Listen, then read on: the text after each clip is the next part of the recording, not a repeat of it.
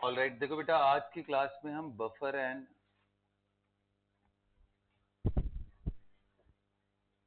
Solubility product के बारे में पढ़ेंगे, राइट। लेकिन इससे पहले एक क्वेश्चन मैं देता हूँ जो लास्ट क्लास पे बेस्ड है, सॉल्ट हाइड्रोलिसिस पे। अभी तक जो भी आपको सॉल्ट दिया वो तीन कैटेगरी में थे: salt of weak acid and strong base, salt of strong acid and weak base, and salt of weak acid and weak base. और ऑफ कोर्स एक कैटेगरी और भी है उसमें, salt of strong acid and strong base, जो कि meaningless है। ये सुनो। तो अभी मैं आपको और एक हालांकि कल दिया था मैंने एग्जांपल में, लेकिन उस पर क्वेश्चन नहीं कराया था। So let's see if you can solve. मैं ऐसा सॉल्ट लेना चाहता हूं जिसमें नेगेटिव आयन पे मल्टीपल नेगेटिव चार्ज हो और एनायन ही हाइड्रोलिसिस करा रहा हो। तो फिर हम कैसे पीएच निकालेंगे? So let us consider the example of salt Na3PO4। ये कैसा सॉल्ट है? It is a salt of strong base and, तो होने वाला क्या है इसमें, कैटायन या एनायन हाइड्रोलिसिस? कौन सा होगा? Anion hydrolysis. एनायन हाइड्रोलिसिस ही होने वाला है। लेकिन क्योंकि इस पे 3 नेगेटिव है तो यहाँ थोड़ा कहानी इंटरेस्टिंग होगा, स्टेप बाय स्टेप होगा।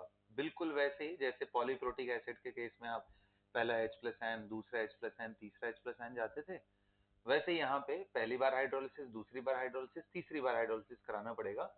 तो मैं आपको Ka1 दे दे रहा हूँ, Ka2 दे दे रहा हूँ, Ka3, 1 है 10 के पावर -4, 2 है -7 एंड 3 है माइनस कितना, 10। ये तीन वैल्यूज हैं किसकी बेटा? H3PO4 की। सारे डेटा कितने पे दिए हैं? 25 डिग्री सेल्सियस पे। और इसका मोलारिटी कितना दिया हुआ है? 1 मोलर। आपसे पूछा है कि find the pH, find the concentration of phosphate ion, find the concentration of HPO4 2 minus, and then find the concentration of H2PO4 3 1 minus, and then H3PO4। इन सभी का कॉन्सेंट्रेशन आपसे पूछा हुआ है। बस 2 मिनट है आपके पास, क्विकली सॉल्व करिए इसको।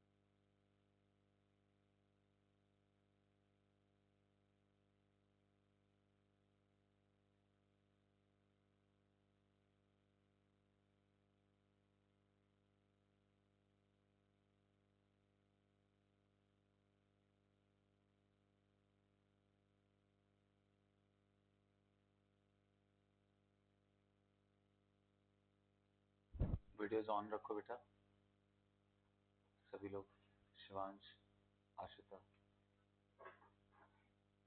Quickly, very quickly everyone, Taranpreet, Sampreet. हाँ जी, चलिए आइए देखते हैं। देखो इसमें कैसे करना था। तो अभी आपको पता है कि सबसे पहले तो इसको जैसे ही पानी में घोलते हैं हमें पता है कि 3Na+ मिलेगा और एक फॉस्फेट आयन मिलेगा।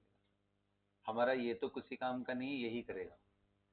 अब ये एनायन हाइड्रोलिसिस थोड़ा इंटरेस्टिंग इसलिए है क्योंकि ये एक बार में H2O का H+ आयन न लेकर के बारी बारी चलेगा। तो एक प्रोटॉन लेगा तो क्या बनेगा, HPO4 2- प्लस व्हाट, OH। और इसका मैंने कल डिस्कस किया था आपको, हाइड्रोलिसिस कांस्टेंट क्या होगा, KW/Ka3, वेरी गुड, -14/10⁻⁻10, कितना आ गया, -4। और फिर सेकंड स्टेप, HPO4 जब 2- है तो और एक H+ आयन लेगा, और जब और एक H+ आयन लेगा तो 2 के बजाय एक नेगेटिव बचेगा और यहाँ हाइड्रोजन 2 हो जाएंगे। और ये जो KH1 है ये KH2 मैं बोल रहा हूँ, यहाँ माइनस है, KW/Ka2 हो जाएगा बेटा। ये कितना आएगा, 10⁻14/10⁻⁷ तो आंसर कितना आ गया। और जो थर्ड वाला यानी ये जो नेगेटिव है H2PO4- will accept another H+ ion and will become H3PO4 and plus OH ion। KH3 का वैल्यू हमने निकाला and that will be KW/Ka1 which will be 10⁻⁻14 upon -4 which is coming out to be। Clearly आप देखो कि KH1 का value बहुत ज्यादा है KH2 से और वो 1000 गुना ज्यादा है KH3 से। तो इसलिए फर्स्ट स्टेप में अगर मान लो ये concentration which is 1 molar 1 - x XNX। अब आपको पता है यही इलेक्ट्रोलाइट यहाँ पे भी आ रहा है तो x में से कुछ y जाएगा, तो ये y, इसको कॉमन आयन के लिए हम y लिखना पड़ेगा। और यहाँ पे क्या आ गया, y। अब आपको पता है कि भाई OH- यहाँ दोनों जगह से निकल रहा है तो x+y। Now coming to the third step, ये y था, ये y में से कुछ z चला गया तो ये z एंड z यहाँ बना, x+y पहले से था तो x+y plus z plus z plus z। समझ में आ रहा है। अच्छा अब यहाँ पे फटाफट एजम्पशन कर लेते हैं, क्योंकि ये वैल्यू ऐसे है तो clearly x value will be very very greater than y will be greater than z। इससे हमें ये पता चलता है कि x+y प्लस z जो कि कुछ और नहीं H+ आयन है वो किसके बराबर हो जाएगा, x के। ऐसे ही HPO4 माइनस जो कि कितना है x - y will be nearly x। ऐसे ही बेटा H2PO4 माइनस जो कि किसके बराबर है, हाँ, y - z के विल बी नियरली y। और ऐसे ही हमारे पास H3PO4 का कॉन्सेंट्रेशन कितना होगा z एंड H3PO4 का कॉन्सेंट्रेशन सॉरी PO4-3 का कॉन्सेंट्रेशन कितना होगा 1 - x which will be nearly 1। ये क्यों 1 होगा, क्योंकि इक्विलिब्रियम कांस्टेंट। बस इतना कहानी करना था, इन सब के जगह पे यूज करना था ये x, इसके जगह पे x और इसके जगह पे 1। अब मैं ये इक्विलिब्रियम यूज करूंगा तो मैं लिखूंगा ये value is equal to x into x upon 1, यानी यहाँ से x² -4 तो x की वैल्यू कितनी आ गई -2, यानी OH माइनस कितना आ गया, सॉरी यहाँ H+ आयन नहीं है, ये OH माइनस था ना, कहाँ गया, हाँ जी ये OH माइनस। तो OH माइनस की वैल्यू कितनी आ गई 10⁻⁻2, तो POH कितना आ गया 2, PH कितना आ गया 12। आगे बात समझ में। अब क्या तुम्हें X पता चल गया है, इसके जगह Y रख दो, ये पूरा X है, ये पूरा X है, तो यहाँ इक्विलिब्रियम यूज करो KH2 which is this is equal to y into x upon x, cut गया, y की वैल्यू इतनी आ गई, y is equal to 10⁻⁻7 का मतलब H2PO4 माइनस का कॉन्सेंट्रेशन कितना है 10⁻⁻2। एंड अगेन यहाँ के जगह पे आप क्या लिख सकते हो x, ये z आपको नहीं पता, इसकी वैल्यू को आप क्या लिख सकते हो, y this into this values, these two values are known, equilibrium constant is known, so you can get that value. अब हाथ उठाइए कितने लोगों का सही हुआ। हाँ, वेरी गुड। चलिए इसी प्रॉब्लम के साथ अब हम लोग अगला टॉपिक पढ़ते हैं। हेडिंग डालिए बफर सॉल्यूशन। बफर सॉल्यूशन,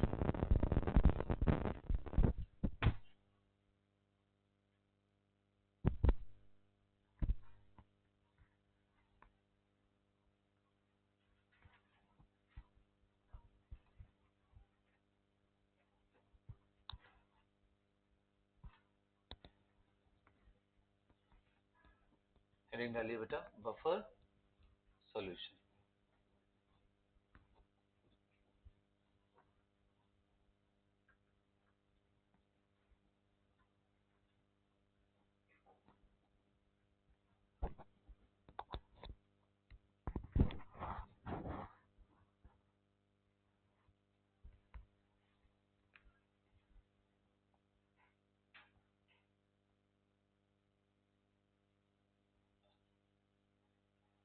देखो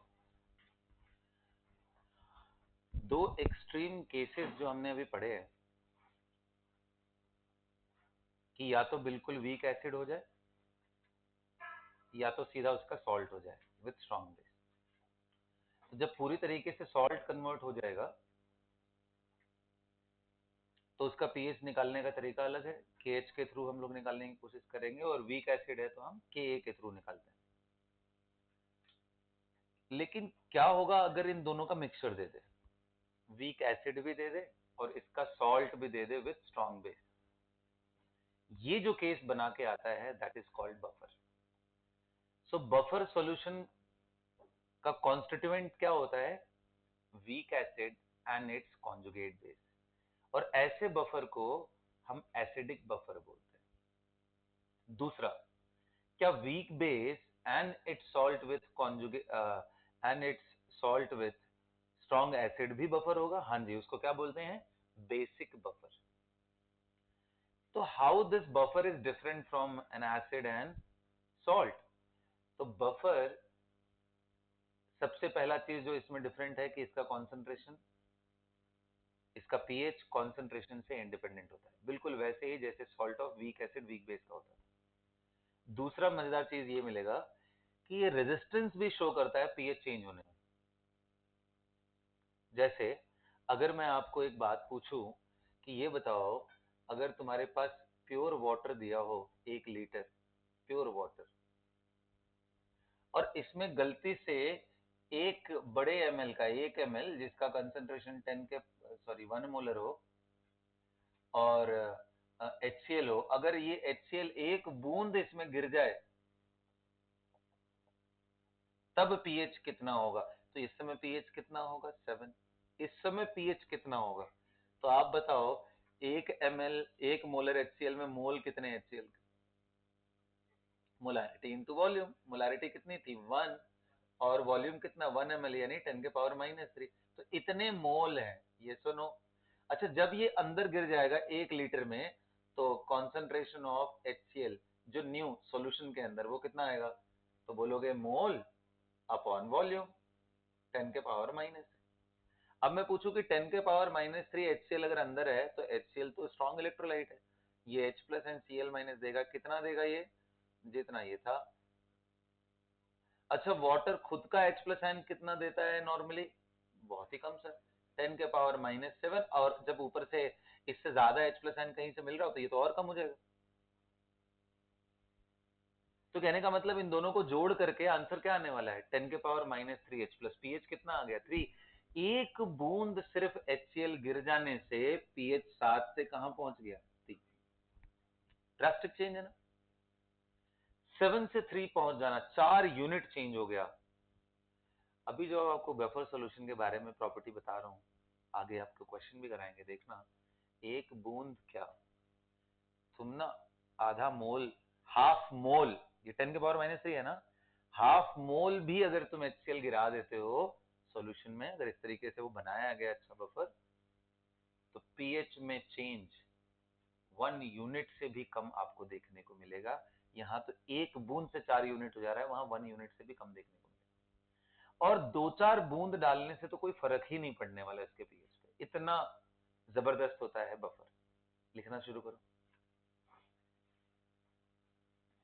buffer solution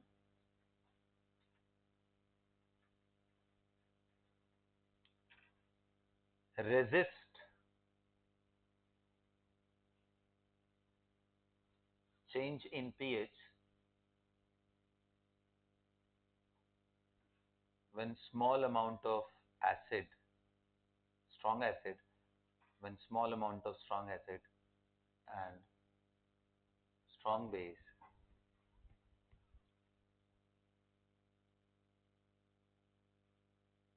when small amount of strong acid and strong base is added into it। ये पहला चीज है। दूसरा क्या है, वो वही वाली प्रॉपर्टी है जो salt of weak acid weak base की थी। क्या थी उनकी property? pH, yes, is independent of concentration and dilution। concentration and dilution से independent होता है। लिखो, pH of buffer solution does not change, the pH of buffer solution does not change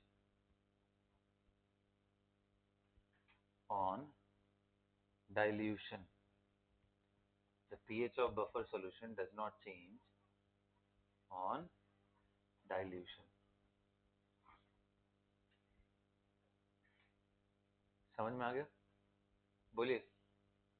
तो कुल मिला जुला के कहानी इतनी सी है बेटा कि बफर सॉल्यूशन बड़ा स्पेशल सॉल्यूशन है। इसमें एसिड बेस डालने से भी स्मॉल अमाउंट पीएच नहीं बदलता है, और डाइल्यूशन से तो खैर बदलता ही नहीं। अब है क्या बफर? कितने टाइप के बफर होते हैं? लिखना शुरू करो। Types of buffer solution. Buffer का हमारे बॉडी के अंदर बहुत बड़ा रोल है। यस, कई सारे रिएक्शंस, केमिकल रिएक्शंस हमारे बॉडी में पीएच सेंसिटिव होते हैं कि पीएच अगर आपने थोड़ा बहुत चेंज कर दिया, वो रिएक्शन होना ही बंद हो जाएगा। वो पर्टिकुलर जो रिएक्शन बॉडी के अंदर हो रहे हैं, जो भी मेटाबॉलिज्म का पार्ट है, वही बंद हो जाएगा। तो हमारे बॉडी में naturally we are gifted with different buffers which are already there, जो कि पीएच रेगुलेट करते हैं, मतलब उसको बदलने नहीं देते हैं। और जब भी पीएच इधर उधर डिस्टर्बेंसेस होते हैं तो हमें कोई ना कोई प्रॉब्लम आ जाती है बॉडी में। ठीक है? और कई सारे मेडिकल प्रैक्टिसेस इसी कंसेप्ट पे ही बेस्ड हैं कि आप बीमार ही तभी पड़ते हो जब आपके बॉडी का पीएच डिस्टर्ब हो जाता है। जो भी आपका नेचुरल पीएच है उससे डिविएट करता है तो आपको कोई ना कोई बीमारी हो जाती है। तो कई सारी ऐसी मेडिकल प्रैक्टिसेस हैं जो सिर्फ इस पे ही बेस्ड है, वो ट्रीटमेंट इसी के हिसाब से देते हैं। ओके, तो चलो अभी हम उसकी डिटेल में ना जा करके हम समझते हैं कि बफर के कितने टाइप होते हैं। तो दो तरह के बफर होते हैं mainly, acidic buffer and basic buffer. लिखो, टाइप्स ऑफ बफर में 2 types of buffer, acidic buffer and basic buffer. अच्छा, कुछ लोग कैटेगराइज करने के लिए सॉल्ट बफर भी बोलते हैं। सॉल्ट बफर किसको लेंगे पता है? Salt of weak acid and weak base को, क्योंकि वहां पे भी प्रॉपर्टी कैसी थी? इंडिपेंडेंट थी, इसलिए कई लोग ले लेते हैं। बट ऐसे टेक्निकली दो ही बफर होते हैं ना, acidic buffer and basic buffer. अब क्या कॉम्पोजिशन क्या है भाई बफर का? तो मैंने बोला, ध्यान से समझना, फिर से ध्यान से समझना। मैंने बोला कि अब आप एसिडिक बफर की अगर आप बात करते हो, एसिडिक बफर,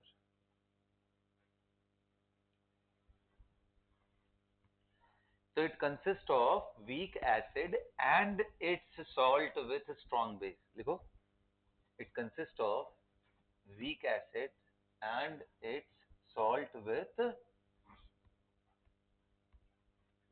strong base। कहने का मतलब weak acid plus its salt, weak acid and its salt with strong base। अब बड़ा इंपॉर्टेंट है, थोड़ा ध्यान से समझना। अब मैं एग्जाम्पल की बात कर रहा हूं, पहला एग्जाम्पल। कितने लोग कह रहे सर आप एसिटिक एसिड ले लो, वो एक वीक एसिड है, और इसका सॉल्ट ले लो विथ स्ट्रॉन्ग बेस नहीं। अब इन दोनों को अगर आप मिला दे रहे हो, इसका मान लो C1 कॉन्सेंट्रेशन, इसका C2 कॉन्सेंट्रेशन, एक ही साथ मिक्स कर दे रहे हो, एक साथ ऐसे एक ही डब्बे में, तो ये बफर हो गया। कुछ खास बात देख रहे हो? कितने लोग कह रहे सर सॉल्ट में कैटायन एंड एनायन होते, और यहां कैटायन हाइड्रोलिसिस तो करेगा है नहीं, कौन करेगा?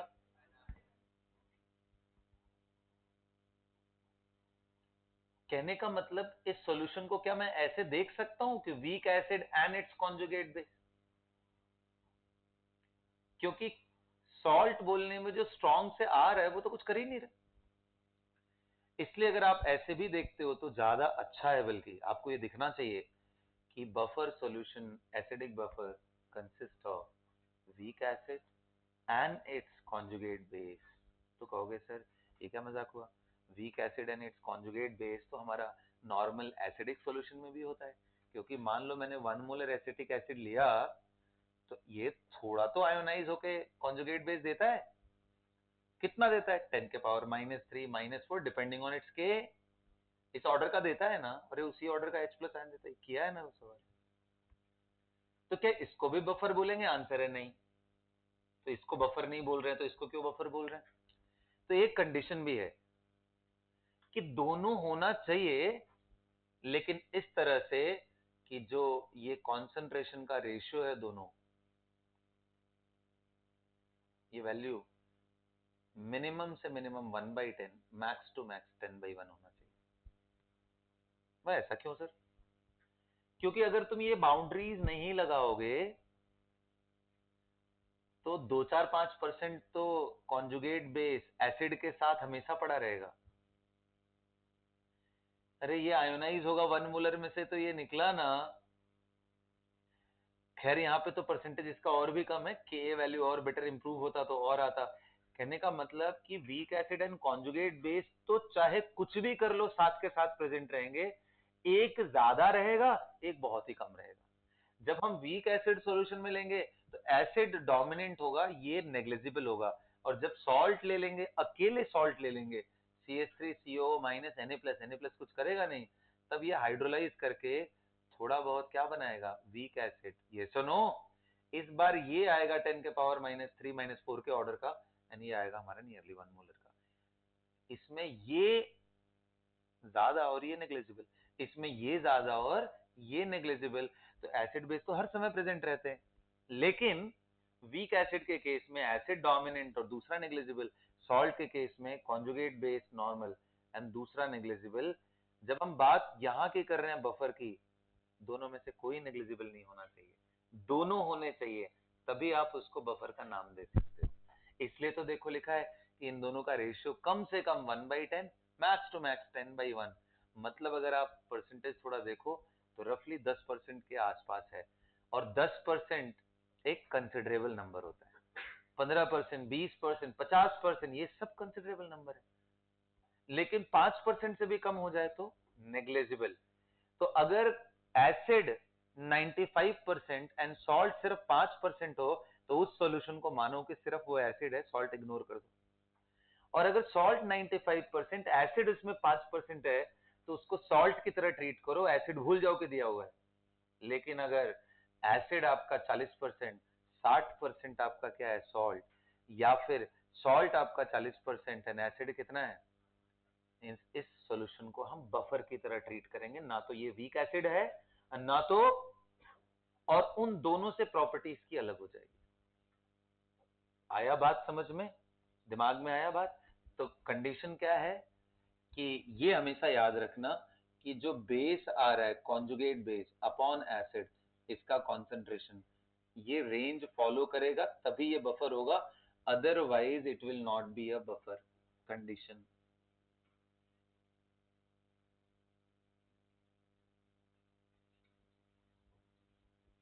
Note it down.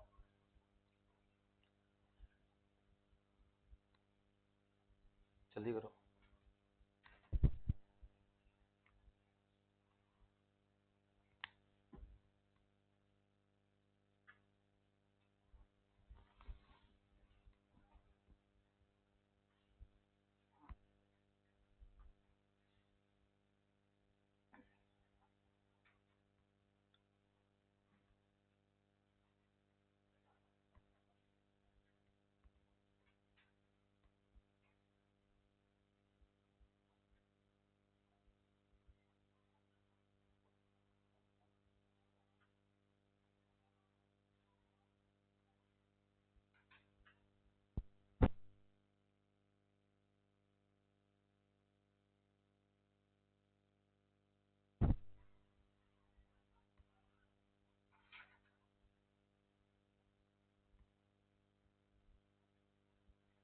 चलो कर लिया आप लोगों ने?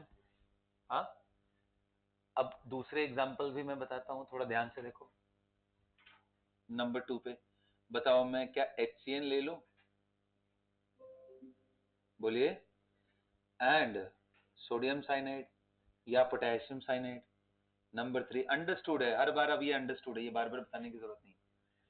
दूसरा ये बताओ, ध्यान से सुनो, ध्यान से सुनो, फिनॉल ले लो। फिनॉल भी तो एक एसिड होता है, और इसी का पोटेशियम सॉल्ट या सोडियम सॉल्ट ले लो। अब थोड़ा ध्यान से देखो, H3PO4 मैंने लिया, तो बताओ मैं क्या लूं इसके साथ? Na3PO4 will be a wrong answer। बिल्कुल सही है, NaH नहीं बल्कि H2PO4। एक बात बताओ, अभी मैंने क्या बताया कि वीक एसिड एंड इट्स, तो H3PO4 का कॉन्जुगेट बेस कौन है? H2PO4 mine. और एक बात और आपको बता देता हूं, इतनी बात अगर आपने सुनी लिया है तो याद रखना, सॉल्यूशन में एसिड प्लस बेस कांट को एग्जिस्ट।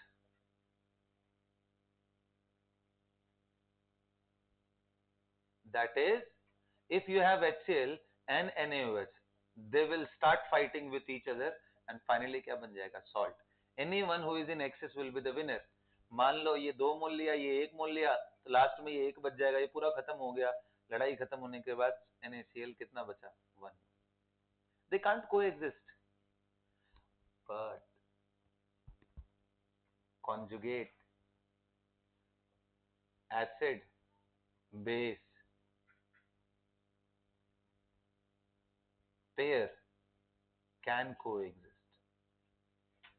समझ में? कहने का मतलब कि एसिटिक एसिड प्लस ये कोएग्जिस्ट कर सकते हैं। कहोगे सर इनमें लड़ाई नहीं होती? होती है। लेकिन तुम सोचो, मान लो ये 100 था और ये मान लो 50 था, ठीक है? अब क्या हुआ, इस 50 ने इसके प्रोटॉन को खींच लिया, तो इसका कितना बच गया? अरे बोलो ना मोटू। 50। और ये कितना H लेके क्या बन जाएगा? बोलना कितना? 50। और 50 ये बचा भी तो रह गया। अरे 100 से 50 गया तो ये 50 बचा रह गया। 50 ये बन गया, ये दोनों मिलाओ वापस से कितने हो गए? 100। और ये कितना है? 50। मतलब आपस में लड़ेंगे भिड़ेंगे भी तो भी एसिड एंड बेस का कॉन्सेंट्रेशन कभी चेंज ही नहीं होगा। ये इसलिए बोलना पड़ा कि जो आपने अभी आंसर किया है कि H3PO4 and Na3PO4 is buffer, no, not, they are not buffer, क्योंकि ये और ये कॉन्जुगेट एसिड बेस पेयर नहीं है। ये प्रोटॉन लेगा तो ये बन जाएगा H2PO4 माइनस, और ये बन जाएगा HPO4 माइनस 2। फिर रिएक्शन होगा, उसके बाद बनना होगा तो देखेंगे। लेकिन अभी डायरेक्टली ये बफर, हाँ ये रिएक्ट करके बफर बना सकते हैं, लेकिन ये बफर है नहीं, ये आपस में एग्जिस्ट ही नहीं करेंगे। जैसे डालोगे तुरंत रिएक्शन होने लगे। सो बफर में ये मैंडेटरी है कि वो क्या होना चाहिए? Weak acid and it's conjugate base. चलो 5वां एग्जांपल बताओ। ये बताओ, अगर मान लो मैंने NaH2PO4 ले लिया, क्या ये बफर है? जरा देख के बताओ तो, क्या ये बफर है? Yes it is. अब जिनको आदत हो गई है कि वीक एसिड देखने की, उनको लग रहा होगा सर ये तो नेगेटिव आयन, ये तो सॉल्ट है। एक सॉल्ट दूसरे सॉल्ट का मिक्सचर कैसे होगा? इसलिए हो गया क्योंकि इसको एनालाइज करो तो इसमें ये दोनों कॉन्जुगेट एसिड बेस पेयर हैं। क्या यहाँ पे तुम्हें पेयर दिख रहे हैं? क्या तुम्हें यहाँ पे पेयर दिख रहा है? ये एसिड, तो ये इसका कॉन्जुगेट बेस, तो ये दिस इज अ बफर। एकदम बढ़िया से दिमाग में बैठ जाना चाहिए, ऐसा मिक्सचर जिसमें weak acid and it's conjugate base exist कर रहे हो और इस तरह से कि उनका जो कॉन्सेंट्रेशन का रेशियो है 1/10 से 10/1 के बीच में हो, तो उसको हम बफर ट्रीट करेंगे। बैठ जाएगा अच्छे से दिमाग में। अच्छा, कभी एक बार ऐसा भी सवाल आया हुआ है, देखो सीधा क्वेश्चन पूछते ही नहीं है जे एडवांस में, सीधा पूछ दे तो क्या ही फायदा। तो ऐसे क्वेश्चन डाल देते हैं, ये जो मैंने अभी यहाँ पे डाला, ये उन्हीं के क्वेश्चन का एक्सट्रैक्ट में तुम्हें दिखा रहा हूँ, ठीक है। और एक दिखाता हूँ, देखते हैं तुम लोग कितना है। उन्होंने ये पूछा था, ये बताओ अगर मान लो मैंने एसिटिक एसिड ले लिया 1 मोल और इसको मिक्स कर दिया NaOH के साथ 0.5 मोल, बताओ क्या ये बफर है या क्या ये बफर बनाएगा? क्या ये बफर बनाएगा? तो आंसर है, हमें क्या सोचना है, हमें तो सोचना है क्या इन दोनों को साथ रखने से weak acid and conjugate base दोनों मिल रहे हैं, और दोनों मिलने के बाद क्या उनका रेशियो इसके बीच में आ रहा है? If yes, it is a buffer. अभी क्या समझाया था मैंने? एसिड बेस तुरंत लड़ने लग जाते हैं। बताओ इसका 0.5 मोल इसके 0.5 मोल को गायब कर देगा, इसका कितना बचेगा? 0.5। क्या बनेगा? Sodium salt of acetic acid. वो कितना बनेगा? 0.5। So this mixture is same as this mixture, बस फर्क इतना है कि ये 0.5 और ये 0.5 है इसमें। उससे क्या हुआ यार, अच्छा ही है, बल्कि दोनों बराबर हो गए। 0.5/0.5 1 आ गया, तो 1/10 से 10 के बीच में तो है। ये बेस्ट बफर है, एक ऐसा बफर जिसमें एसिड एंड कॉन्जुगेट बेस दोनों बराबरी पे हो, 50% 50%। उससे अच्छा बफर और कोई हो ही नहीं सकता। It is the best buffer. हमें दोनों चाहिए था, इक्वल अमाउंट में मिल गए, इससे बढ़िया क्या चाहिए हमें? आया बात समझ में? ये भी क्वेश्चन वहीं का समझ में आया? एक बात बताओ, अगर मान लो मैंने इसे 1 मोल और इसे 1 मोल ले लिया, तब क्या ये बफर हो पाएगा? नहीं। तब क्या बन गया ये? Salt of weak acid and strong base. क्या उसका पीएच निकालने नहीं आता है? ये रहे ही ना, तो भी बफर नहीं है। तब क्या ये वीक एसिड, क्या उसका पीएच निकालने आता है? तो हमने एसिड का अलग निकाल लिया, सॉल्ट का, अब उनके बीच का केस निकाल रहे हैं कि जब एसिड भी इतना हो सॉल्ट भी इतना हो, उनका केस हम अभी कंसिडर करेंगे कैसे निकालें। Quickly note it down everyone, all these examples and right the proper explanation against it. Okay,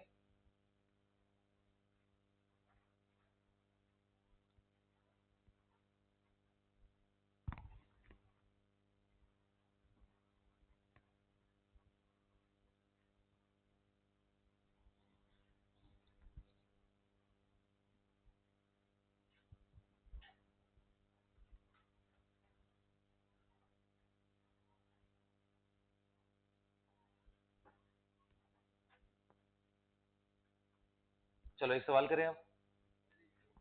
हाँ, नोट कर लीजिए।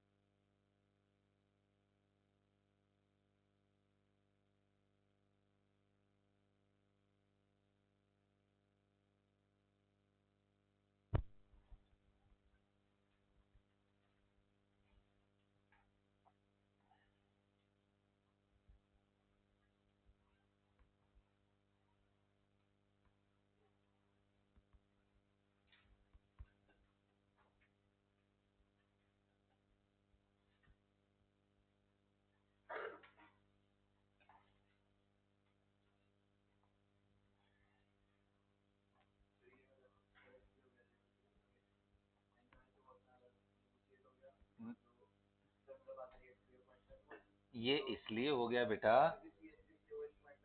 हाँ CH3COH ये 0.5 हो गया, और ये जो सोडियम एसिटेट है ये भी क्या हो गया 0.5, तो मिल गया ना दोनों, हमें यही दोनों चाहिए थे।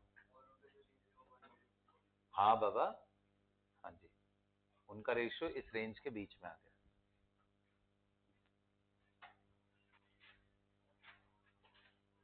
हाँ बोलो। तुरंत मिलाते ही इंस्टेंटेनियस बफर हो गया, मिक्स करते ही बफर हो गया। कितना टाइम लगता है उसको करने में? एक एसिड बेस के साथ फ्रैक्शन ऑफ सेकंड में रिएक्ट करते हैं। तुम HCl डालो, NaOH डालो, ढूंढते रह जाओ कहां गया मेरा HCl, मिलेगा ही नहीं। कहां गया वो, पानी बन गया। Instantaneous, it is that fast, micro second में खत्म हो जाता है रिएक्शन, इतने क्विक होते हैं ना। क्यों? एक्टिवेशन बैरियर कुछ है ही नहीं। H+ आयन OH- जेन्युइनली एक दूसरे को अट्रैक्ट करेंगे, डालते ही तुरंत चिपक जाएंगे, H2 बन गया।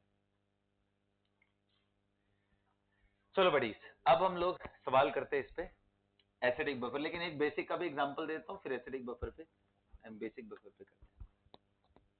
लिखो दूसरा लिखो, basic buffer. It consist of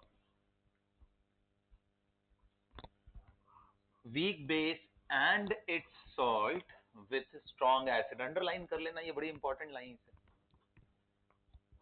basic buffer consist of weak base and its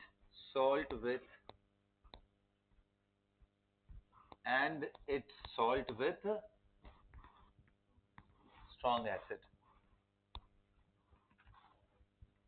Example, weak base and its salt with,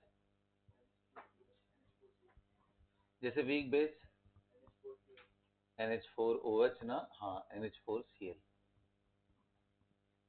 या फिर कितने लोग कह रहे हैं NH4OH ले लो, ये थोड़ा ज्यादा ले लो, एंड HCl ले लो साथ में, कोई दिक्कत? क्योंकि ये इसके साथ रिएक्ट करके अगर ये ज्यादा लिया है तो अमोनियम क्लोराइड भी बना देगा और ये बचा भी रह जाएगा। अरे yes or no? Because writing this is equivalent to ammonium hydroxide some C1 concentration and ammonium chloride some C2 concentration. But ध्यान रखना, अगर मैंने ऐसा कर दिया ammonium hydroxide HCl in excess तो गेम हो जाएगा, नॉट अ बफर। अरे क्योंकि तुमने इसको ज्यादा ले लिया है तो पूरा खत्म हो गया, वीक बेस बचा ही नहीं, सॉल्ट बच गया एंड HCl बच गया, इसको तो नहीं बोलते हैं ना। हाँ बाबा, NH4OH लिखा है मैंने, एक्वस सॉल्यूशन ऑफ अमोनिया, समझिए। तुमको बताया था ना कि अमोनिया को पानी में डालते हैं तो इसको मिस इंटरप्रेट भी किया जाता है NH4OH, तो अभी मैं मिस इंटरप्रेटेड फॉर्म में बोल रहा हूँ, ठीक है। तो उसको तुम अमोनिया समझो, अमोनिया प्लस वाटर एक ही बात है। आ गया क्या बात समझ में? या फिर अगर मैं देखो ऐसा कर दूं, नंबर 4, ध्यान से देखो, मैं ऐसा कर दूं कि NH4Cl ये एक्सेस में ले लिया, प्लस NaOH, क्या ये भी नहीं है? कैसे हो गया ये? क्योंकि पहली बात तो NH4 plus is a acid, कौन सा एसिड? Conjugate acid. इसके साथ जब NaOH जो कि स्ट्रॉन्ग बेस है रिएक्ट करेगा तो क्विकली इसका प्रोटॉन खींच लेगा बाहर, इसको क्या बना देगा? अमोनिया। या यूं बोलो कि OH- इसको दे देगा और क्या बना देगा? NH4OH। तो ये भी बन गया और ये ज्यादा लिया था तो ये बचा भी रह गया, बेस NH, या फिर इसको आप अमोनिया भी लिख दो, एक ही बात है।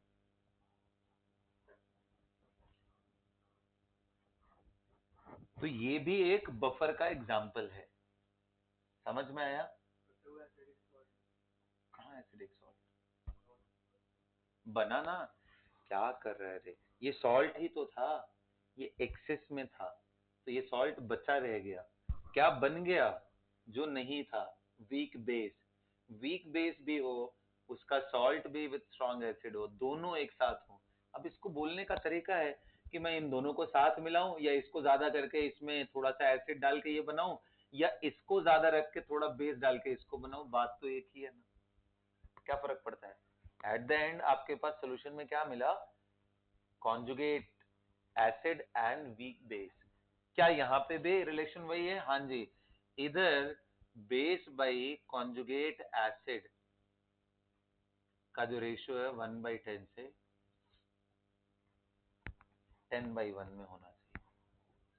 अब उसमें भी देखो बेस था बट उसमें कॉन्जुगेट बेस लिखा था यहाँ। हाँ जी, क्योंकि इसमें NH4OH is base and NH4+ is conjugate acid. कहने का मतलब बेस बाई एसिड का रेशियो या एसिड बाई बेस का रेशियो 1/10 से 10/1, दोनों तरीके से वर्क करेगा। चलो सवाल दें अब लगाने के लिए। Done with the theory everyone?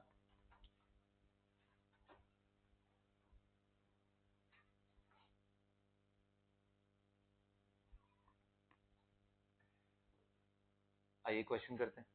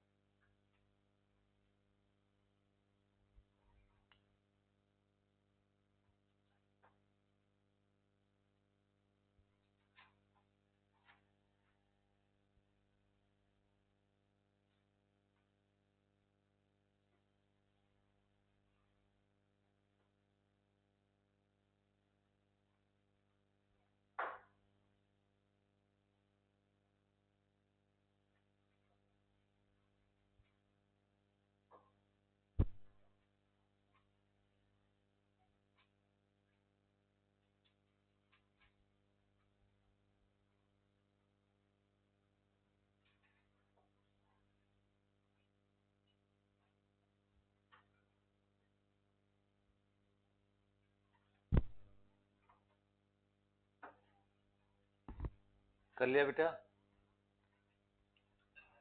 कर लिया? क्वेश्चन लिखिए अब। Find the pH of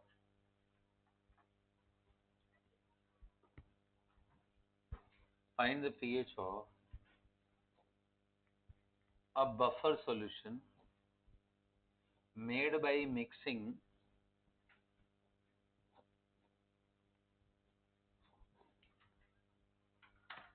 2 moles of acetic acid made by mixing 2 moles of acetic acid and 1 mole of sodium acetate in 20 liter of water। हाँ हाँ जी, sodium acetate in 20 liter of water। Consider pKa pKa of acetic acid to be 5.2। Consider pKa of acetic acid to be 5.2। अगला part इसी का लिख लो। अगला part, what will be the pH if 50 liter of water is further added to the above solution? What will be the pH if 50 liter of water is added to above solution?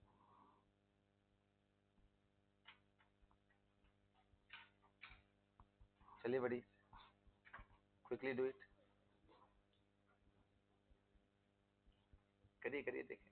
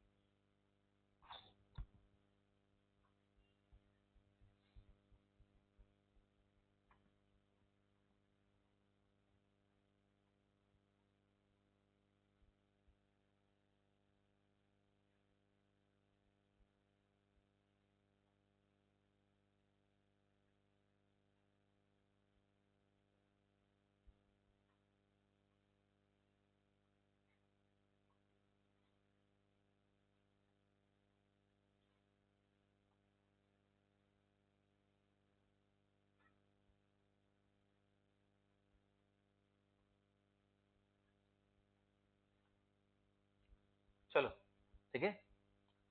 Okay, देखिए कैसे करेंगे इस सवाल को, बड़ा simple सा है। आओ पहले मैं तुम्हें दिखा देता हूँ, इधर ध्यान से देखो, स्टॉप राइटिंग। आपको दिया क्या है, मिलाया है आपको एसिटिक एसिड एंड क्या मिलाया है, सोडियम एसिटेट। और इन दोनों को मिक्स किया है कितने, कुछ 20 लीटर के पानी में, यही है ना, जिसको मैं वी मान ले रहा हूँ, वी लीटर, ताकि जनरल टर्म में देखें। इसका N1 मोल मिलाया, इसका N2 मोल मिलाया, यही है ना।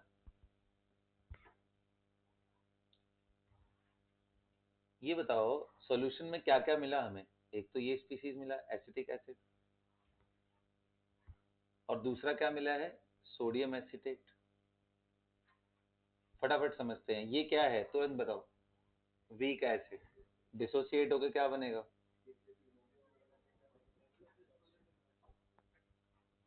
ठीक है। और ये क्या है, व्हाट इज दिस, सॉल्ट। पानी में जाने के बाद क्या होगा, इसका आयंस में टूट जाएगा। स्ट्रॉन्ग इलेक्ट्रोलाइट है कि वीक इलेक्ट्रोलाइट, सोडियम का सॉल्ट कभी वीक इलेक्ट्रोलाइट हो ही नहीं सकता है। सॉल्ट वैसे भी ले तो या तो वो घुलेगा या तो नहीं घुलेगा। Na+, ये बताओ इसका मोल कितना था, N2 मैंने माना था, तो इतना मोल कितना आएगा N2, इसका मोल कितना था N1।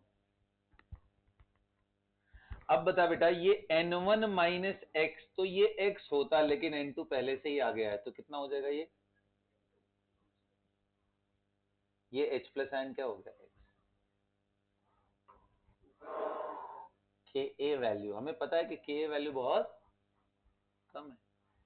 कितने लोग कह रहे हैं इस वैल्यू को, since x is very very less than N1 and N2, can I say that N1 minus x will be nearly and N2 plus x will be nearly,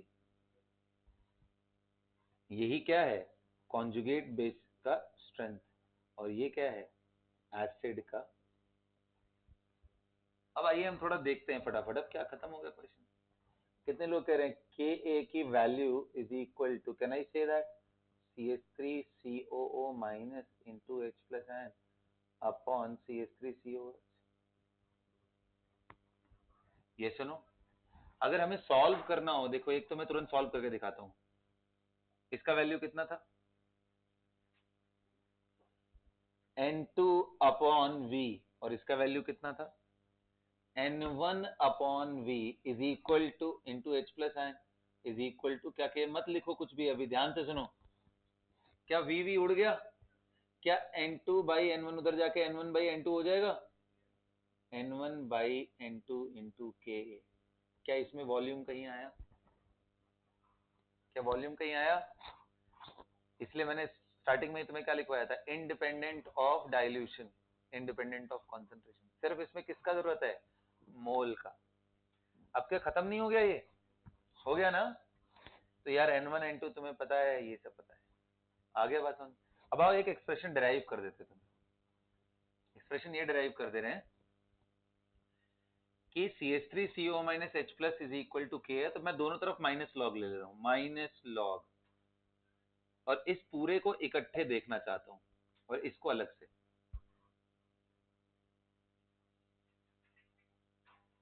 इसलिए देखना चाह रहा हूं क्योंकि इसी में तो वॉल्यूम का टर्म गायब होगा। सुनो, minus log H plus ion, do you guys agree with me,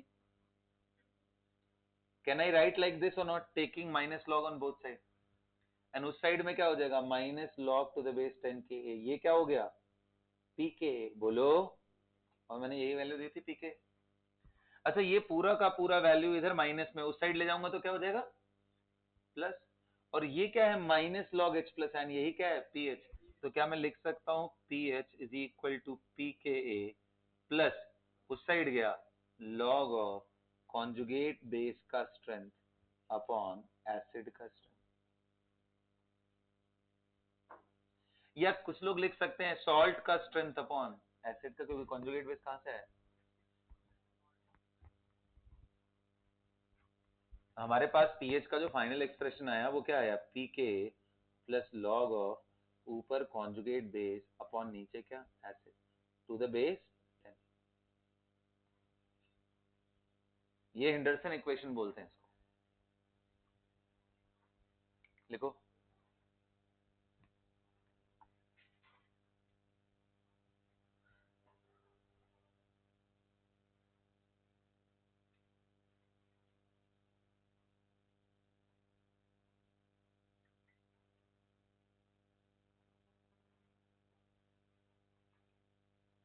Henderson equation लिखना।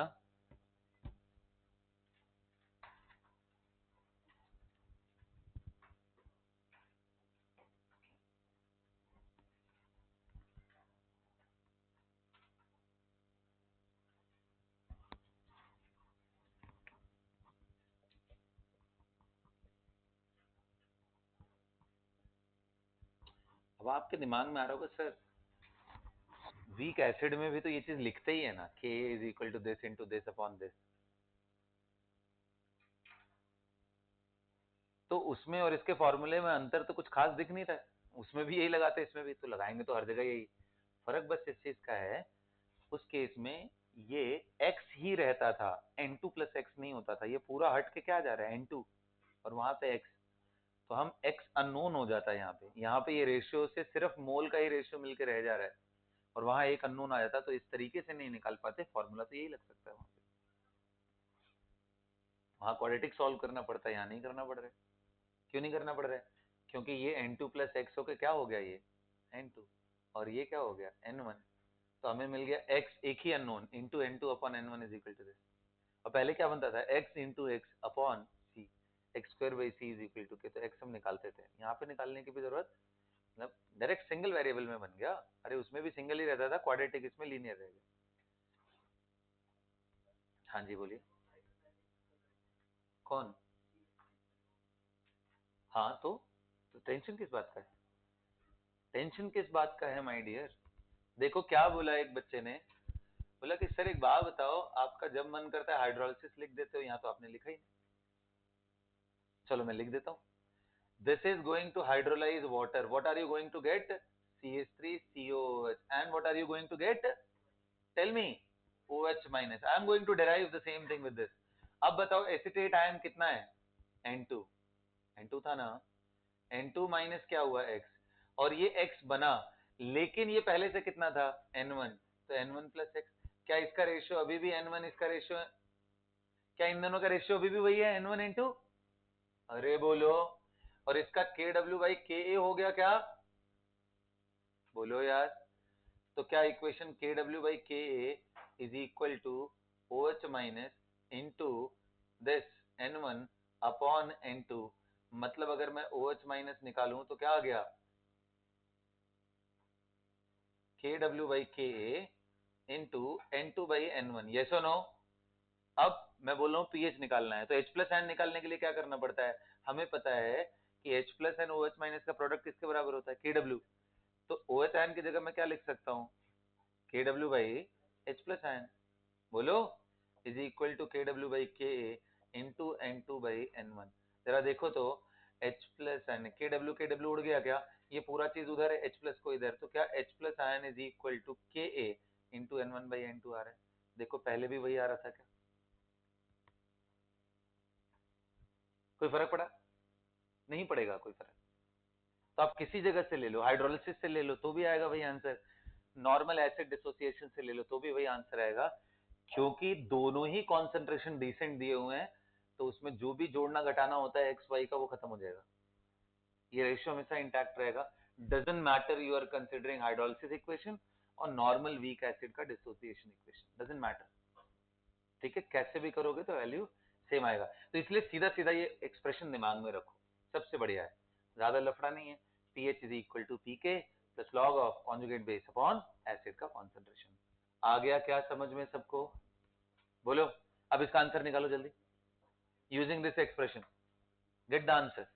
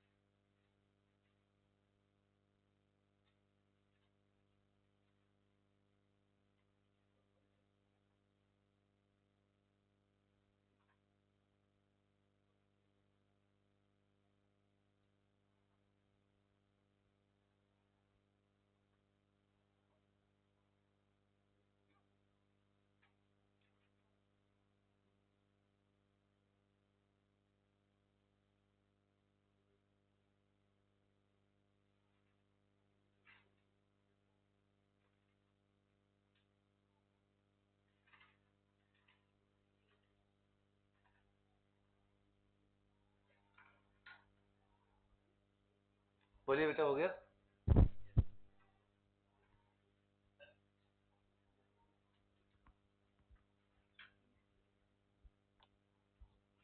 क्या है आंसर बताओ? 4.9 आ गया ना? कितने लोग का आया 4.9? क्या हुआ लावण्य, नहीं निकाला? हाँ, देखो pH इज इक्वल टू क्या आ रहा है?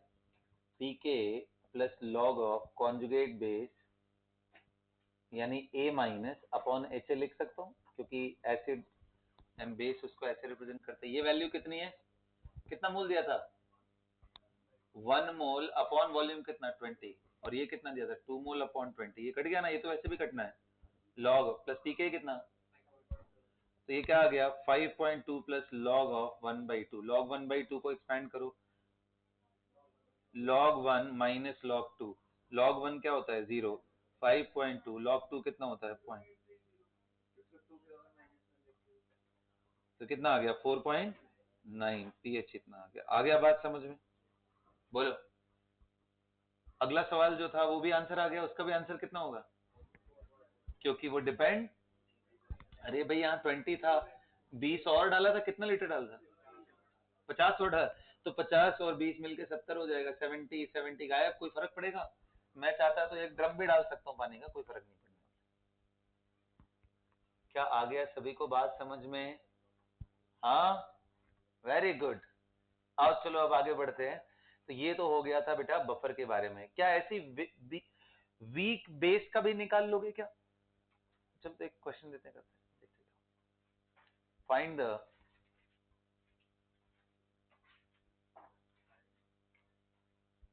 pH of above solution। ये जो अभी सॉल्यूशन दिया था, above solution, बताओ इसमें कितना कितना मोल था सॉल्ट एंड इसका? एसिड का। अब मैंने बोला था ना कि देखना NaOH भी डालेंगे तो बहुत ज्यादा फर्क। देखो मैं डाल के दिखाता हूँ कितना, एक बूंद नहीं डालूंगा। I'll add 1 mole of NaOH into it, right? Find the pH of the above solution if 1 mole of NaOH is added into the solution.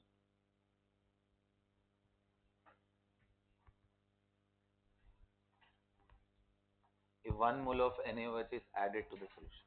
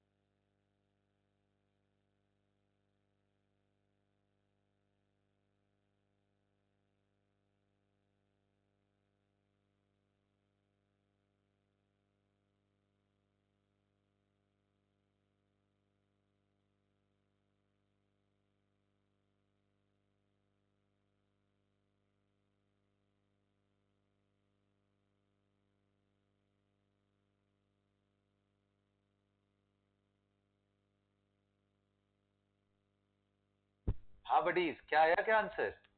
आओ दिखाता हूँ। इतना देर का क्वेश्चन ही नहीं है, ध्यान से देखो। बताओ सॉल्यूशन में तुम्हारे पास क्या था?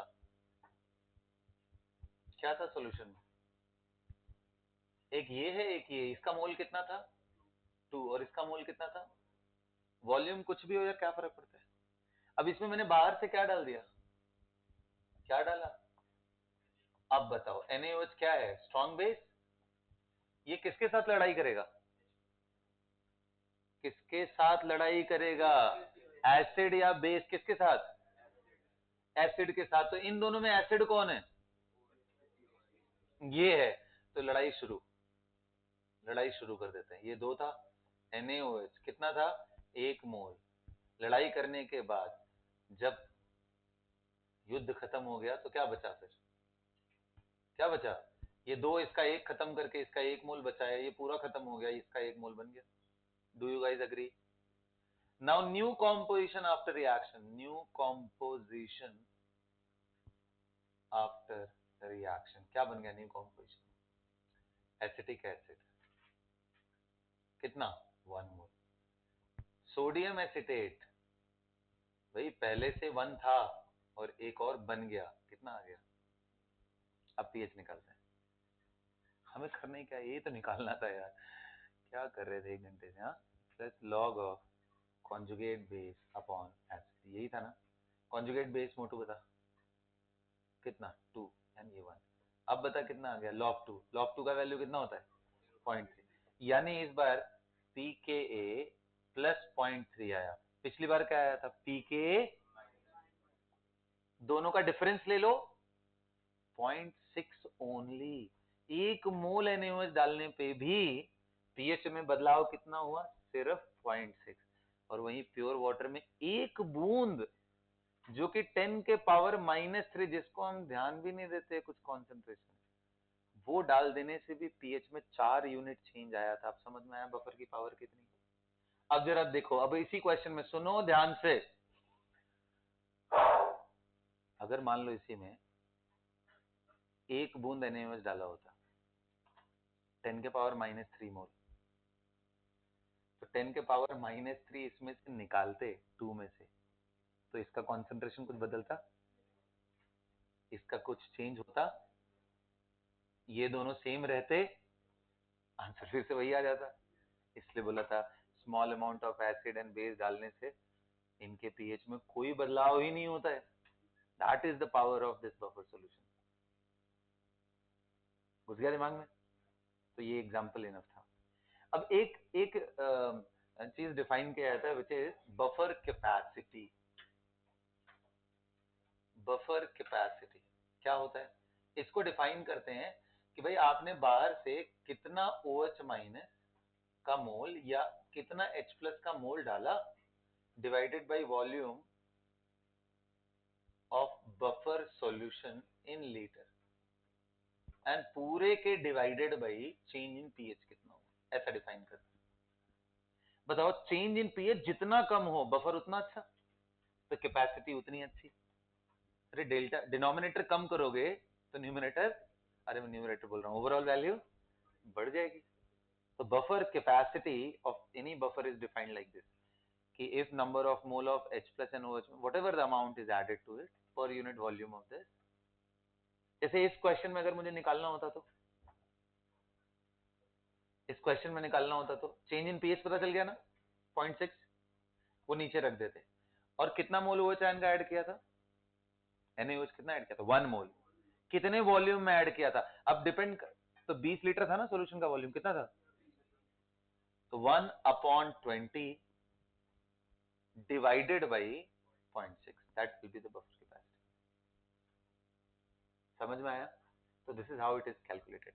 अच्छा, पूछा जाता है बफर का पीएच रेंज क्या होता है? कौन बताएगा? बफर का पीएच रेंज क्या होता है?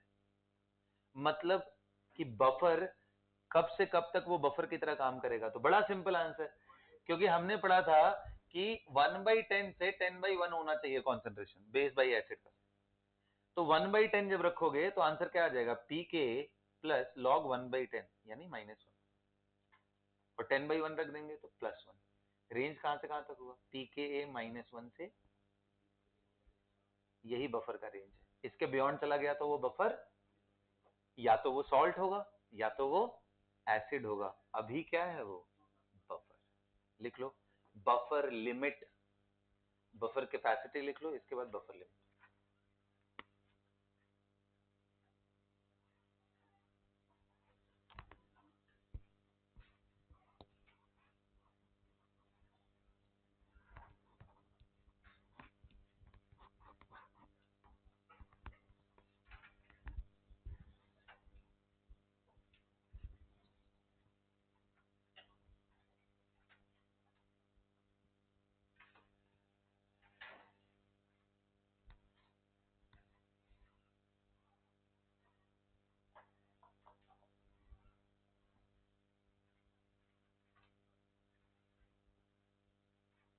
हो गया बच्चों?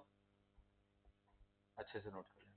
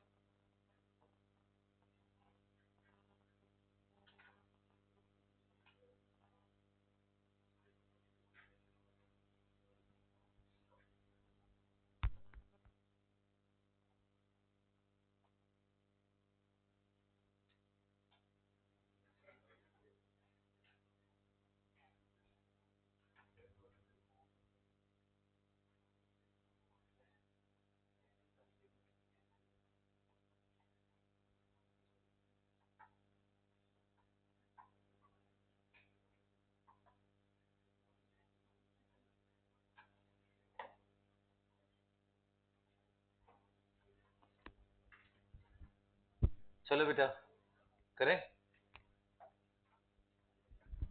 ये हो गया ना? बफर लिमिट लिख लो। कहां से कहां तक? pKa -1 टू, मतलब इसको कई बार ऐसा लिखा जाता है pKa +-1। What is this?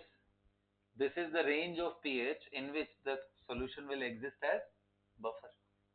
क्योंकि याद है ना minimum to maximum, since A- HA का कंडीशन क्या होता है?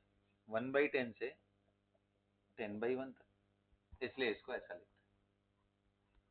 क्या याद रहेगा सभी को? हाँ, तो इसलिए आप जब pH लोअर लिमिट का निकालोगे तो यहां से यहां तक आएगा। So buffer limit is the range of pH in which the solution will exist as buffer. ठीक है, यहां तक समझ में आया? अच्छा अब आज थोड़ा बात और कर लेते हैं, ध्यान से सुनो। अभी आपको ये तो समझ में आ गया कि अगर एसिटिक एसिड लिया हो तो पीएच कैसे निकालना है, और उसमें अगर NaOH बाहर से डाल करके बफर बना दे तो, और पूरी तरीके से न्यूट्रलाइज कर दे तो कैसे निकालना है। अब इसी को कई बार ना वर्डिंग्स के फॉर्म में दिया जाता है, मैं देखता हूं आप लोग उसको एक्सट्रैक्ट कर पाते हो क्या। लिखो तो, लिखो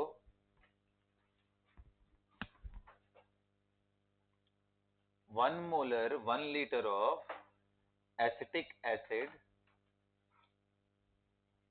1 molar 1 liter of acetic acid is titrated, is titrated with, titrated with NaOH। titrated with NaOH का मतलब होता है, अब NaOH ऊपर से ड्रॉप बाय ड्रॉप डाल रहे हैं। Find the pH, find the pH when 40%, 50%, 60%,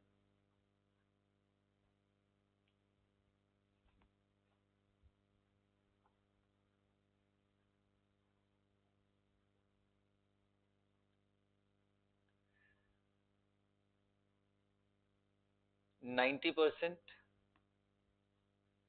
neutralisation is complete. समझ गए बात?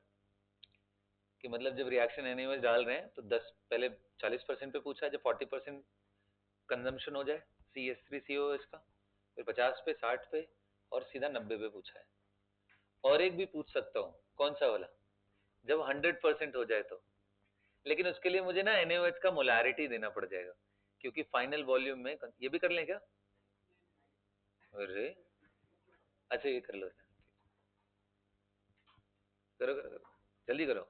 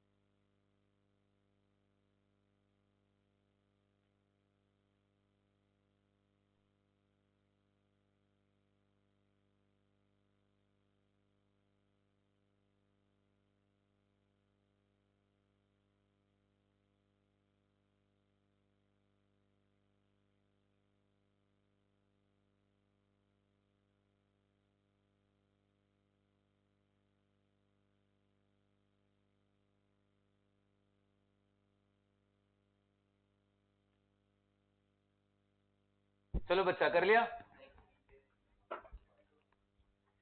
आओ देखते हैं। तो देखो इसका पीएच निकालेंगे, फॉर्मूला वही एंडरसन इक्वेशन का, log of acetate ion upon acetic acid. PK understood है, पिछले प्रॉब्लम में दिया था ना 5 पॉइंट। अच्छा कर लो, वही ले लो यार तुम लोग ना, वो दिया है वैल्यू उसको, वही कर। फिर तो कैसे निकाल रहे हाँ कोई बात नहीं, चलो पीके के फॉर्म में भी निकाल दोगे चलेगा सर। देख व्हेन 50% 40% न्यूट्रलाइजेशन,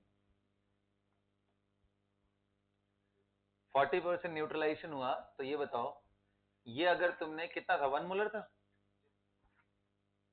और 1 लीटर था, तो इसका मतलब 1 मोल था बेसिकली। 40% न्यूट्रलाइज होने का मतलब क्या है कि number of mole of acetic acid remaining 60% of initial value. ये सुनो कितना हो गया, and number of mole of acetate ion कितना हो गया फिर 0.4। यार अब ये फॉर्मूले में उठा के डाल दो, तो पीएच कितना आ जाएगा, पीके प्लस लॉग कितना बेटा 0.4 बाई 0.6। अरे 4/6 2/3, log 2 का भी वैल्यू तुम्हें पता है, log 3 का भी वैल्यू पता है, डिफरेंस निकल जाएगा। ऐसे ही क्या अगली हर केस में कर लोगे, जब 50-50 हुआ तो सीधा पीके आ जाएगा क्या। अब याद रखना ये बात ना, बड़ा इंपॉर्टेंट है कि कभी भी किसी वीक एसिड का सॉल्यूशन का अगर पीएच पीके के बराबर हो गया, इसका मतलब उस पीएच पे कॉन्जुगेट बेस एंड एसिड दोनों 50-50% एग्जिस्ट करेंगे। This is very very important. At pH is equal to pK, both conjugate base and acid exist as 1:1 ratio या 50-50% दोनों ही प्रेजेंट रहते हैं। समझ में आया ना, ये बात दिमाग में रखना कभी भी, ये बड़ा काम का चीज है, आगे चल के कुछ कुछ प्रॉब्लम सॉल्व करने में लगेगा। अब देखो मैं तुम्हें एक और चीज बताता हूँ, एसिड बेस टाइट्रेशन में आपने कभी इंडिकेटर्स यूज किए, फिनोप्थलीन इंडिकेटर, मिथाइल ऑरेंज, इतने डरावने डरावने नाम आते, हाँ आते, चलो लिखो, यूज ऑफ इंडिकेटर्स इन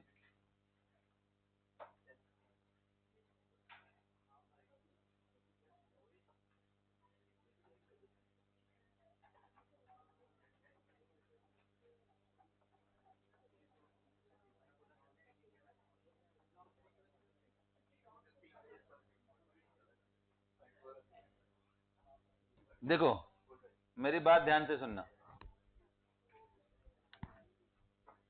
ये भी एक बड़ा बढ़िया सा प्रॉब्लम है, बिल्कुल बात नहीं मिटाना।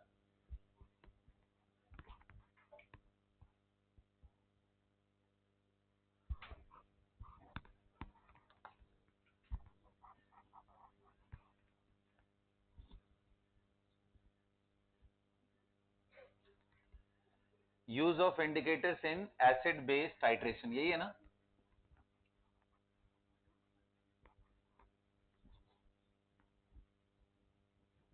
इस पे एक बहुत अच्छा सा मैंने शॉर्ट वीडियो बनाया हुआ है, ग्राफ से रिलेटेड, आईआईटी जेईई में 2-3 बार इस पे डिस्कशन किया हुआ है प्रॉब्लम्स पे, तो मैंने बड़े आराम आराम से कुछ वैल्यूज लेकर के उस पर डिस्कस किया है। उतना टाइम तो अभी नहीं दूंगा, तो बस आपको ये समझाता हूँ कि कैसे हम यूज करते हैं बेसिकली ना। जैसे देखो, जब आप मेरी बात ध्यान से सुनो, जैसे मान लो तुमने NaOH NHCl का टाइट्रेशन कराना स्टार्ट किया, और तुमने इंडिकेटर क्या यूज किया बेटा, इंडिकेटर। इंडिकेटर का काम क्या होता है, नाम से ही क्लियर है, जो ये इंडिकेट करे कि रिएक्शन खत्म हो गया। इंडिकेटर का मतलब क्या है, अब कहोगे सर इंडिकेट करने की क्या जरूरत है, ऐसे नहीं दिख रहा है, नहीं दिखता है तुम्हें, NaOH दिखाई देता है क्या कि NaOH अब खत्म हो गया, नहीं, तुम्हें तो बस लगता होगा यार ये भी तो वाटर का सोल्यूशन है, ये भी, दोनों क्लियर सोल्यूशन होते हैं, एंड दोनों को मिलाओ तो जो सॉल्ट बनता है उसका भी कोई कलर नहीं होता है, इसलिए आपको पता नहीं चलेगा कि रिएक्शन कब खत्म हुआ है कब नहीं हुआ है, उसी के लिए यूज करते हैं इंडिकेटर। इनमें यूज होने वाले रेंज ऑफ इंडिकेटर है, स्ट्रॉन्ग एसिड स्ट्रॉन्ग बेस में जब भी टाइट्रेशन होता है तो मतलब बहुत सारे इंडिकेटर है, सारे नाम आप लिख सकते हो, methyl, methyl orange, methyl red,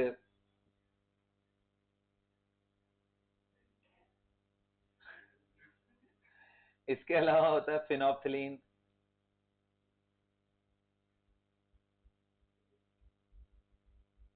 phenolphthalein उसका नाम है।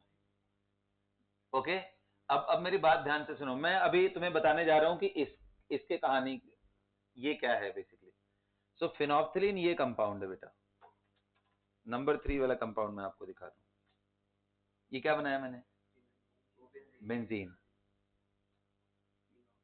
अब ये क्या बनाया मैंने?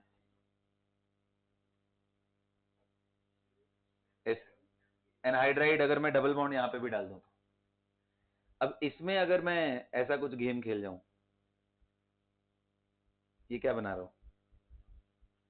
अब कहो सर आप कुछ भी बना रहे हो, आपका जो मन कर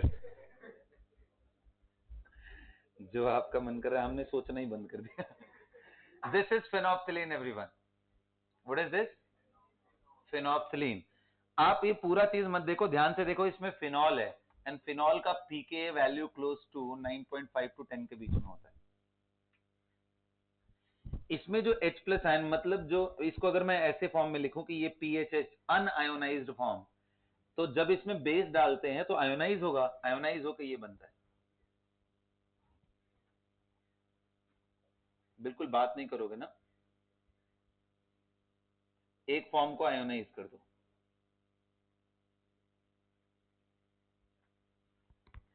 इसका कलर होता है इंटेंस पिंक, बहुत पिंक इंटेंस होता है। अच्छा, अब इसका पीके मैंने कितना बताया? इसको पीके की जगह पे इसका नाम पीके इंडिकेटर, क्योंकि ये काम कैसा कर रहा है इंडिकेटर, ये 9.3 होता है, यानी 10 के पावर माइनस 9.3 इसका के ए वैल्यू है। ये वीक एसिड है नेचुरली, बहुत खराब है। किसके कंपैरिजन में? 10 के पावर माइनस 9 अगर करोगे तो बहुत खराब है। HCl तो बहुत अच्छा एसिड है, ये वीक एसिड तो है नहीं। इवन अगर इसके साथ तुम एसिटिक एसिड भी ले लेते हो, CH3COOH, और फिर तुम टाइट्रेशन कराते हो NaOH के साथ, तो यार इसका Ka वीक है, लेकिन इससे तो हजारों गुना ज्यादा, 10,000 गुना ज्यादा। 9 है, ये 5 है, 4 टाइम्स, 10 के पावर 4 टाइम्स डिफर कर रहा है, विच इज 10,000 टाइम्स, तो इट इज स्टिल बेटर ना। ये इसके रेस्पेक्ट में तो स्ट्रॉन्ग एसिड है, और सबसे पावरफुल तो खैर HCl है। तो क्या होगा, जैसे जैसे तुम ड्रॉप बाय ड्रॉप डालोगे, और मैं बोल रहा हूं कि फिनोप्थिलीन का भी कलर ना बिल्कुल पानी के जैसा होता है, अलग से ऐसे रखा रहता है। और आपने देखा होगा कि आपको लैब असिस्टेंट बोलता है कि यार 2-3 ड्रॉप ना सक करके, थोड़ा 2-3 ड्रॉप ही इसके अंदर डालना है। किस में डालना है? एसिड में। अब मेरी बात ध्यान से समझना, फिनोप्थिलीन अपने आप 1% से भी कम आयोनाइज होता है। तुम पीके दिया है, इसका कंसंट्रेशन पता हो तो निकाल सकते हो, 1% से भी कम आयोनाइज होता है। इसका मतलब 2-4% ये रहने से उसका कलर नहीं दिखता होगा, तभी तो हमें वो कलरलेस सॉल्यूशन दिखाई देता है। जैसे ही ये 30%, 40%, 50% आ जाए, 60% आ जाए, तो ये कलर विजिबल हो जाता है, हम देख पाते हैं। 40% ये, 60% ये, 50-50 हो जाए तो भी दिखने लगेगा, क्योंकि ये कलरलेस है ना, पिंक दिखने लगेगा। एंड 50% इसको इस फॉर्म में लाने के लिए भी पीएच हमें 9.3 लेके जाना पड़ेगा। अभी 1 मिनट पहले मैंने बोला था, at pH is equal to pK, conjugate base and acid both exist as 50-50%। मैंने बोला था इसका यूज है, क्या समझ में है कि pH अगर 9.3 हो गया, अरे वो तभी हो सकता है यार जब ये और ये क्या हो जाए, 9.3 पे ये इंटेंस पिंक हो जाएगा, और उसके 10% वाली वैल्यू लेके जाते हैं जब ये 10% हो और ये 90% हो, तो पीके -1 नियरली, यानी 8.3 या उससे पीछे जाओगे तो कलरलेस दिखाई देगा। अरे 10:1 रेशियो ले लिया यार, पीके -1, जहां से ये बफर स्टार्ट होता है। तो पीएच 8.3 के पहले ये कलरलेस है, और पीएच 9.3 या उसके आगे जैसे ही हुआ ये इंटेंस पिंक कलर हो गया ना। अब हम देखते हैं क्या इस सॉल्यूशन में इसको डालने से हमें एंड पॉइंट डिटेक्ट हो पाएगा क्या? तो देखो, जब तुम ड्रॉप बाय ड्रॉप NaOH डालते हो तो पहले तो प्योर HCl है, इसका पीएच तो बहुत ज्यादा हो, मतलब बहुत कम होगा। अरे 1 मोलर अगर HCl है तो पीएच कितना होगा? 0। NaOH डालने से इसकी मोलैरिटी कम होती जाएगी, क्योंकि NaOH HCl को खाता जाएगा, उसके मोल कम होते जाएंगे, कॉन्सेंट्रेशन डिक्रीज करता जाएगा। डिक्रीज करते करते जब तक वो सिग्निफिकेंट है तब तक पीएच ग्रेटली, आप कह सकते हो, विल बी टुवर्ड्स 1 2 3 साइड। ये सुनो, क्योंकि 3 पीएच तब आता है जब HCl का वैल्यू कितना बचा हो, 10 के पावर -3 मोल पर लीटर, और वही नेग्लिजिबल क्वांटिटी हो गया।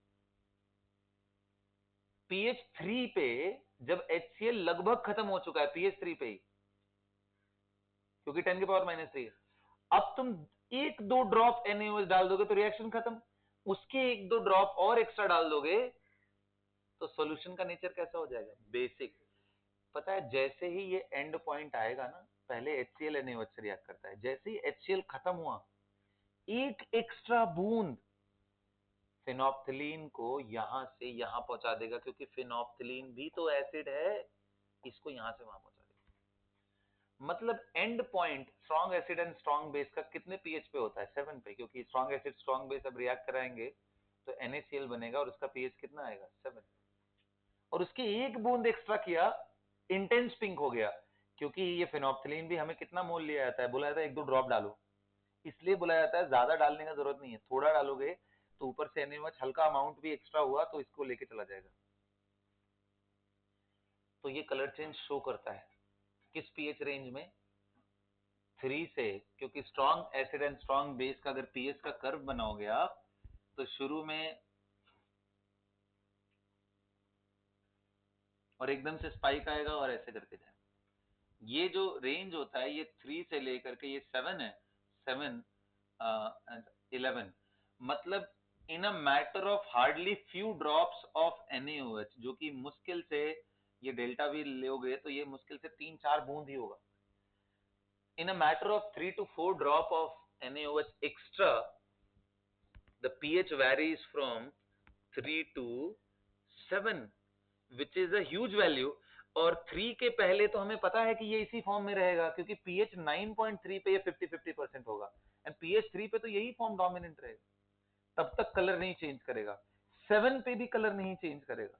उसकी एक बूंद NaOH तुमने डाला नहीं कि pH तुरंत 9.3 को भी क्रॉस कर जाएगा, क्योंकि एक बूंद NaOH का मतलब 10 के पावर -3 OH माइनस, और 10 के पावर -3 OH आयन का मतलब POH3 एंड pH 11, 14 माइनस। एक बूंद NaOH डालते ही कहां पहुंच गया वो? pH 11 तक। एक एक्स्ट्रा बूंद, दो एक्स्ट्रा बूंद काफी है ये बताने के लिए कि रिएक्शन ना खत्म हुआ, जस्ट खत्म हुआ है अभी। This is how we detect whether the reaction is over और नॉट। लेकिन मान लो वीक एसिड लेके यही फिनोप्थिलीन यूज कर रहे होते, दो चार बूंद डालते ही NaOH का ये बफर बन जाता, CH3COH एंड CH3CO- का पहला बफर ये, अभी तो ये एक्टिव भी नहीं हुआ। ये पूरी तरीके से खत्म कब, कब इसका कब खत्म होगा? ये CH3COOH 50% कब खत्म होगा? जब pH कितना आ जाए? 5। pH is equal to pK, जब ये 5 आ जाए तो 50% खत्म। और जब ये पूरी तरीके से खत्म होगा तो कितने लोग कह रहे हैं ये CH3CO- will behave as salt, क्योंकि पूरी तरीके से खत्म हो गया, एंड सॉल्ट हाइड्रोलिसिस करेंगे नेगेटिव आयन का तो कैसे सोल्यूशन आएगा? बेसिक। तो पीएच उस समय कितना होगा? स्लाइटली ग्रेटर देन 7, हो सकता है 8 हो जाए, 9 हो जाए, इतना हो जाए। जब जस्ट खत्म हुआ तो अभी 8 एंड 9 के बीच में कहीं है, और जैसे ही एक्स्ट्रा बूंद OH आयन डालेंगे फिर से पीएच एकदम से 11।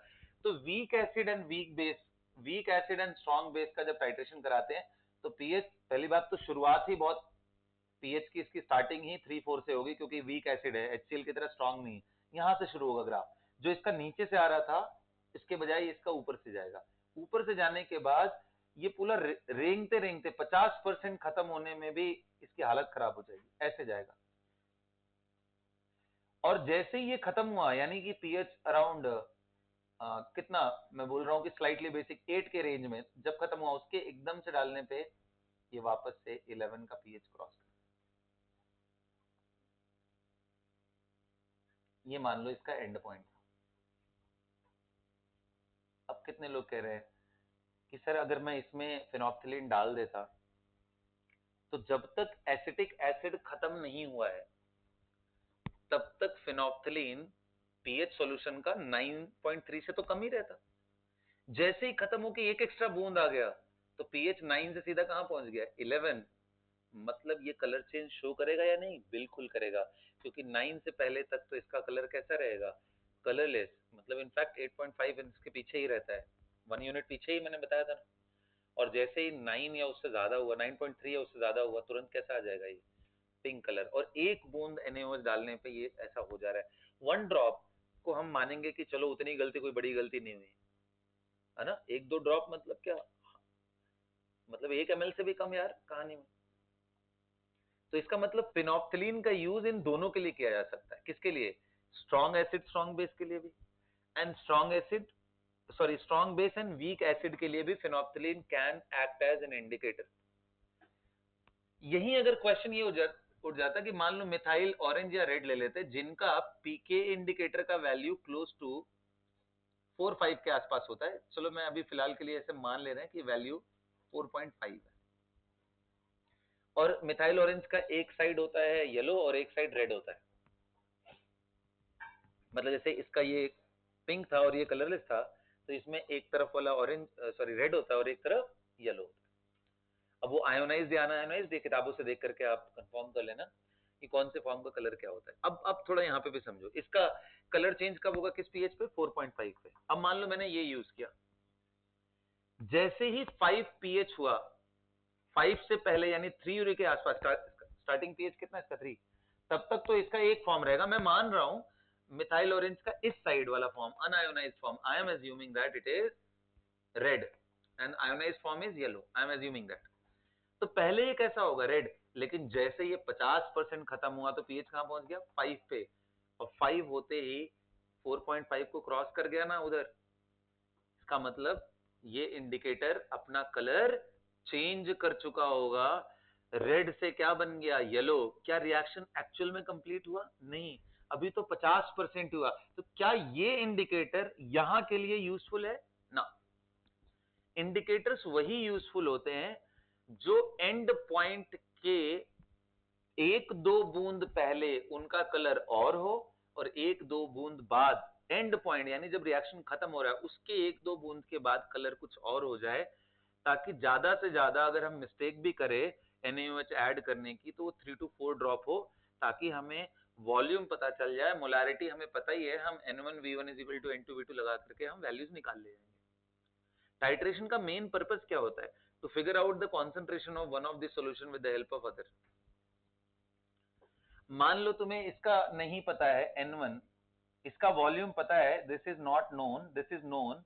इसका मोलारिटी पता है, नॉर्मेलिटी पता है, इसका वॉल्यूम आप ड्रॉप बाय ड्रॉप डाल के मेजर करते हो। तो टेक्निकली आपको 3 वेरिएबल पता है, ये नहीं पता है। एंड पॉइंट पता चल जाए तो हम लॉ ऑफ केमिकल इक्विवेलेंस का यूज करके N1V1 N2V2 लगाएंगे। लेकिन सारा डेटा किस पे डिपेंड करता है कि ये जो वॉल्यूम हमने यूज किया है ये करेक्ट है या नहीं। तो करेक्ट तब होगा जब इंडिकेटर सही टाइम पे रीडिंग दे रहा होगा। जैसे मैंने बताया, अगर स्ट्रॉन्ग एसिड स्ट्रॉन्ग बेस लोगे, फेनोल्फथालीन डालोगे, तो एंड पॉइंट का पीएच 7 है और उससे एक बूंद पहले, 2 बूंद पहले पीएच 3 से भी कम है, तो 3 से कम पे फेनोल्फथालीन इस कलर में रहता है। और 1-2 बूंद 7 से जाने पे ये 11 हो जा रहा है, और उस 11 पे तो यार ये 9 को भी क्रॉस कर गया, तो ये लगभग 100% यही रहेगा, 99.99% यही रहेगा, इंटेंस पिंक। तो 2 बूंद पहले कहानी और 2 बूंद के बाद, यानी इसने एंड पॉइंट के बाद कलर। इसका जब हमने एंड पॉइंट देखा तो and point is slightly basic, क्योंकि जब ये कंप्लीट होगा तो ये बनाएगा CH3COO Na+। और एंड पॉइंट पे अगर ये कैसा है, स्लाइटली बेसिक, तो स्लाइटली बेसिक के पहले एक कलर होना चाहिए और स्लाइटली बेसिक यानी एक्सेसिव बेसिक की तरफ कलर दूसरा होना चाहिए। इसका ग्राफ मैंने ये बनाया। ये किसका ग्राफ है? Volume of NaOH added and pH of solution. किसका? एसिटिक एसिड वर्सेस NaOH का ये ग्राफ। और हमने देखा कि 3 वाले पीएच पे, लगभग 3 वाले पीएच पे तो स्टार्ट ही हुआ है, जब ये कुछ नहीं टूटा है तब भी 3 पीएच रहेगा।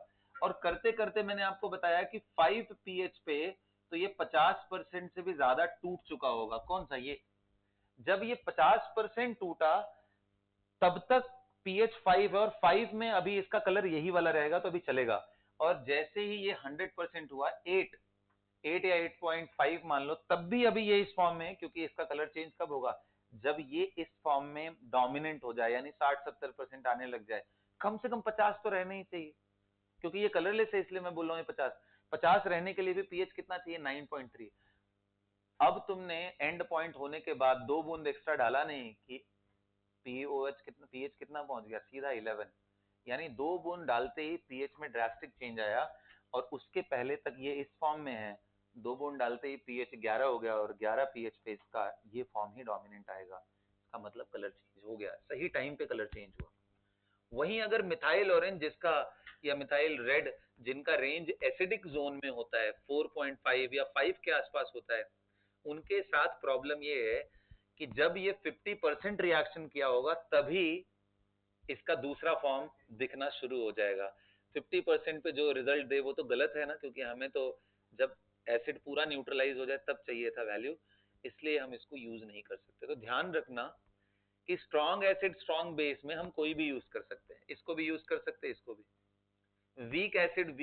वीक एसिड इधर हो और स्ट्रॉन्ग बेस ऊपर से डाला जा रहा हो, तो इंडिकेटर कौन सा होता है? फिनोक्सिलिन।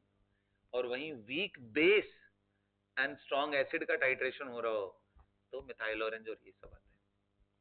ठीक है, तो इस टॉपिक को यहीं पे मैं रोकता हूं। आई होप कि आपको ये बात क्लियर हुई होगी कि कैसे हम बफर को ट्रीट करते हैं, किस तरह से पीएच वगैरह निकाला जाता है, बफर लिमिट वगैरह क्या है। अब देखो एग्जाम में क्या वेरिएशन दे सकता है, ज्यादा से ज्यादा पता है क्या देगा एग्जाम में वेरिएशन? वो ये आ सकता है, ध्यान से समझना, बड़ा इंटरेस्टिंग है, कि जैसे मान लो अभी ये वाला तो करा ही दिया यार, एनएओएच डाल डाल के कितना होता है 60%, 70%, 90% पे। ऐसा दे सकता है कि H3PO4 पॉलीप्रोटिक एसिड को एनएओएच से न्यूट्रलाइज कर रहा है, और ये 1 मोलर 1 लीटर है, ध्यान से सुनना, और ये 1 मोलर। पूछेगा बताओ पीएच कितना होगा अगर एनएओएच का हमने 0.5 लीटर डाला, या मोल के टर्म में 0.5 मोल डाला। तो बताओ NaOH इसके साथ रिएक्ट करके इसको कहां लेके जाएगा? सबसे पहले ये NaH2PO4 में ले जाएगा। अगर ये कम है, ये ज्यादा है, तो क्या ये दोनों का बफर बन गया? तो क्या पीएच निकालते समय हेंडरसन इक्वेशन में pKa 1 यूज करेंगे? लेकिन अगर मान लो 1 मोलर के बजाय, सॉरी 1 लीटर के बजाय मैं 1.5 लीटर डाल दूं, तो 1 मोल इसको पूरा यहां ले गया, और बचा हुआ NaOH फिर इसको कहां लेके चला गया? Na2HPO4। अरे बारी बारी से H प्लस निकालेगा ना, कितने H प्लस हैं? 3। तो पहला NaOH 1 मोल जब तक NaOH डालोगे तब तक एक ही प्रोटॉन निकलेगा, दूसरा मोल डालोगे तो ये भी निकलेगा, तीसरा डालोगे तो ये भी निकल जाएगा। तो जब तुम 1 मोल से कम NaOH डालोगे तो ये पार्शियली इस फॉर्म से इस फॉर्म में जाएगा, क्योंकि अगर 1 मोल पूरा डाल दिया तो इसके 1 मोल H प्लस आयन निकाल पाएगा, लेकिन आधा मोल डाला तो इसका 1 मोल सिर्फ 0.5 मोल इधर एंड 0.5 मोल इधर बचा रहेगा।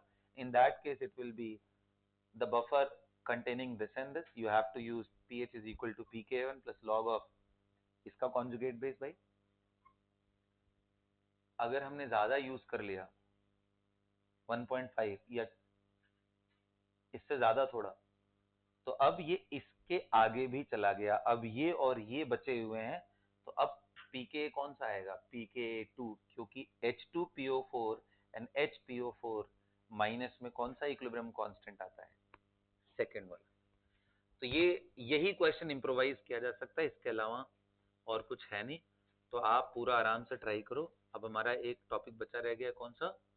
Salt of which one? Sorry, salt hydrolysis. अब इसमें एक और केस बचा रहता है कि sir what if we are getting this species NaH2PO4। भाई ऐसा भी आ सकता है,